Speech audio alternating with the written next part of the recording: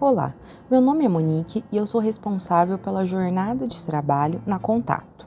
Hoje nós vamos falar sobre jornada de trabalho, contabilização de horas e controle de infrações baseados na Lei 13.103 de 2015 e as regras de segurança da Contato relacionadas à jornada de trabalho. Vamos lá?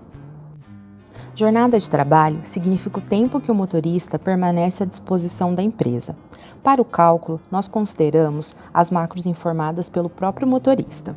Para cada momento da jornada, existe uma macro correta. É dessa forma que contabilizamos os tempos de trabalho e infrações. 8 horas de jornada já estão compostas no salário do motorista. Passando das 8 horas, é gerado hora extra. O tempo total de jornada é de 12 horas máximas, não podendo passar nenhum minuto desse período, pois já estamos estendendo por mais 4 horas por acordo sindical. Lembrando que sempre devemos respeitar o horário de rodagem, das 5 às 22. É importante lembrar que não existe tempo mínimo de jornada, ou seja, se for cumprida uma jornada menor de 8 horas, não haverá desconto no salário. Mesmo que o motorista não permaneça à disposição, não existe um desconto desse valor. Portanto, a jornada pode ser finalizada a qualquer momento, caso não tenha necessidade do motorista estar à disposição da empresa. Essas são as macros que contabilizam tempo à disposição da empresa. Início de viagem, reinício de viagem, parada forçada, parada na filial, abastecimento, fim de carregamento, fim de viagem, desengate, fim de desengate e fim de manutenção. Elas são contabilizadas como jornada e geram hora extra após a 8ª hora. Por exemplo, se o motorista João permanecer na filial por 2 horas com a macro parada na filial, ele só poderá rodar mais 10 horas nesse dia se iniciar a viagem. Outro exemplo seria se o motorista João abastecesse por 30 minutos antes de sair em viagem. Ele só teria nesse dia 11 horas e 30 de jornada disponíveis. A macro aguardando carga e descarga deve ser colocada todas as vezes que estiver no cliente. Essa macro é contabilizada de forma diferente. Não entra na jornada de 12 horas e é gerada hora de espera nas 2 primeiras horas. A partir da 2ª hora é contabilizada como descanso. Atenção! Cargas e descargas não podem ser realizadas com a macro manobra, somente dentro da jornada de trabalho. A macro de manobra deve ser utilizada apenas para manobrar.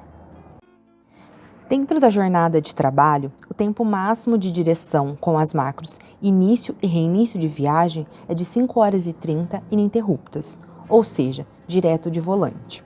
A cada 6 horas é obrigatório realizar uma parada de 30 minutos no mínimo, ou também pode ser realizada a refeição de 1 hora. A macro de refeição deve ser cumprida a cada 7 horas de jornada e tem que ser de no mínimo 1 hora ininterrupta.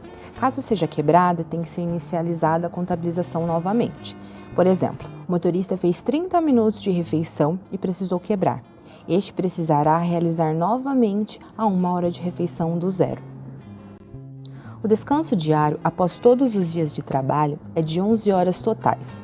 Porém, a lei do motorista permite fracionar da seguinte forma: 8 horas mínimas e o complemento do descanso na viagem seguinte. Por exemplo, o motorista realizou uma pernoite de 8 horas, veículo bloqueado. Ao iniciar a jornada, esse motorista precisa descansar nessa viagem 3 horas para complementar o descanso de 11 horas. As formas de compensar seria com a macro de descanso ou após a 2ª hora da macro aguardando. A macro de refeição deve ser realizada à parte, não entra como contabilização de descanso diário. O importante é sempre contabilizar as 11 horas totais de descanso. Atenção, amigo motorista! Você deve abrir jornada todos os dias de trabalho. A macro início de jornada identifica que você está trabalhando.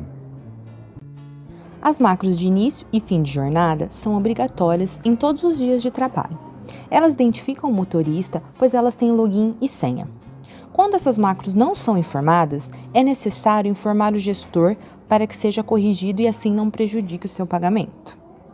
Outra macro obrigatória é a macro de refeição. Ela deve ser cumprida toda vez que a jornada passar de 7 horas e deve ser de no mínimo 1 hora ininterrupta.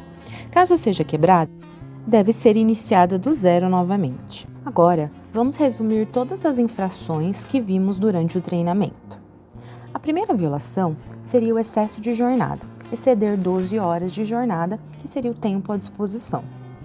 A segunda infração seria não cumprir o descanso mínimo de 8 horas, a pernoite de 8 horas. A terceira infração seria não cumprir o descanso total de 11 horas. Então, mesmo cumprindo as 8 horas, ainda é necessário complementar as 11 de descanso total.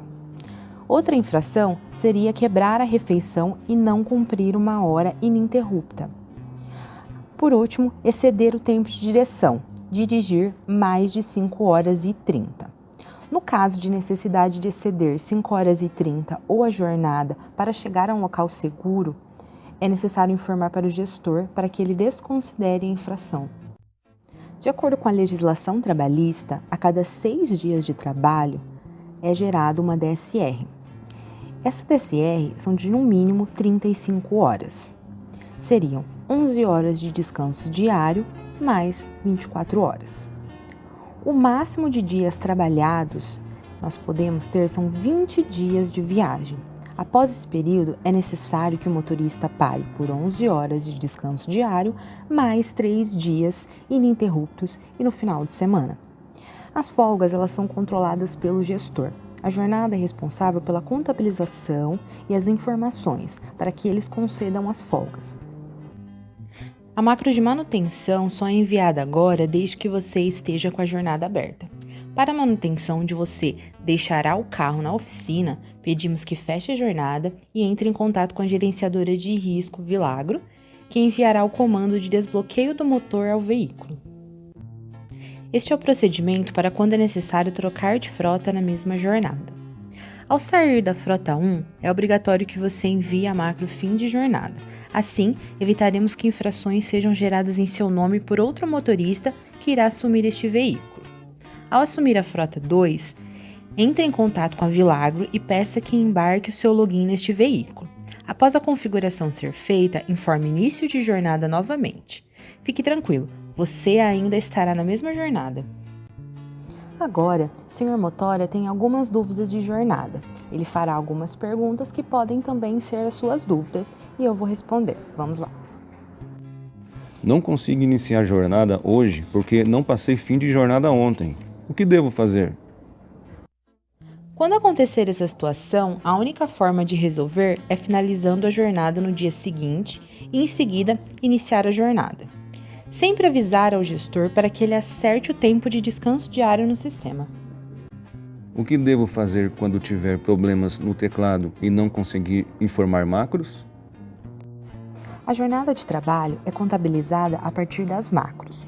Quando existe algum problema no equipamento, seja no teclado, na antena, e nós não recebemos essa informação, nós não conseguimos calcular os tempos de hora extra, espera, jornada, infrações, os tempos totais de jornada. Ou seja, é importante informar para o gestor, para os responsáveis pelo rastreamento e pelo responsável pela jornada. Dessa forma, nós vamos buscar a informação, verificar a manutenção e o motorista não será prejudicado. Existe horário específico para colocar minha refeição? Conforme já falamos, a refeição ela é obrigatória a cada 7 horas de jornada. Porém, não existe um horário determinado para ser colocado. Então, ela pode ser colocada durante qualquer período do dia. Pode colocar a refeição às 10 da manhã? Pode. Pode ser feito na janta? Pode. Isso tudo depende do horário que o motorista iniciou a jornada e de quanto tempo ele tem de jornada. Mas o horário pode ser qualquer um. O importante é cumprir a 1 hora ininterrupta de refeição naquele dia.